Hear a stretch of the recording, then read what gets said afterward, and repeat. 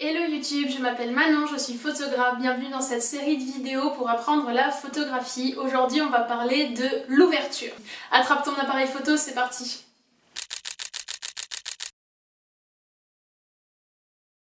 L'ouverture en photographie s'écrit F/ avec un nombre. Sur les boîtiers hybrides, la plupart du temps le F a disparu, mais c'est exactement la même chose. Plus le chiffre est petit, plus l'ouverture est grande. Plus le chiffre est grand, plus l'ouverture est petite.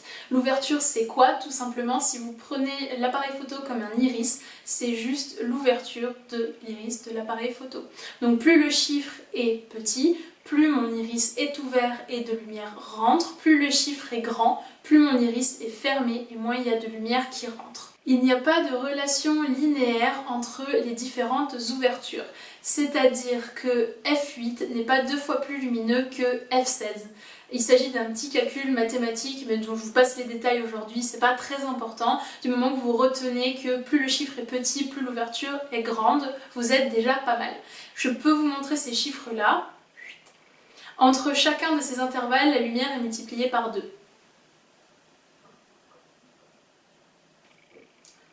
Voilà. Alors vous me dites, bah c'est génial, je peux ouvrir au maximum et puis j'aurai toujours un mort de lumière. Et ben non, pas du tout, parce que l'ouverture est déterminée par votre objectif. Où c'est écrit, en général c'est écrit juste là, tout autour. Sur le mien, c'est écrit 1.8, donc c'est un objectif très lumineux qui ouvre jusqu'à 1.8. Il y en a certains qui descendent encore plus bas, 1.2, voire même 1, voire même en dessous pour certains objectifs très spécialisés. Vous verrez que sur la plupart des zooms, il y a 2 chiffres qui sont écrits. En général, c'est écrit 4.5-5.6. Ça veut dire que quand vous êtes au maximum de votre zoom, vous ne pouvez pas ouvrir un plus de 5.6. C'est comme ça. Mais maîtriser son ouverture, ça sert à quoi? Alors oui, ça sert à faire entrer plus ou moins de lumière dans votre appareil photo, mais ça sert surtout à maîtriser la profondeur de champ. La profondeur de champ, qu'est-ce que c'est? C'est la plage de netteté de votre photo.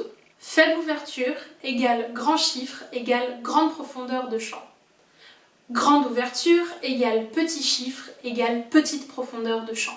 La profondeur de champ, ça sert aussi à isoler votre sujet. Si on prend ces 2 portraits de mon chat, vous verrez que sur le premier, l'arrière-plan est très présent et donc on voit énormément de détails, l'œil se perd. Sur le deuxième, ma profondeur de champ est très réduite, je mets vraiment l'accent sur mon chat. Et voilà, maintenant vous savez tout sur l'ouverture, il ne vous reste plus qu'à essayer. Attrapez votre appareil photo, expérimentez, choisissez votre sujet, votre animal, votre conjoint, une plante, une assiette, tout ce que vous voulez et éclatez-vous.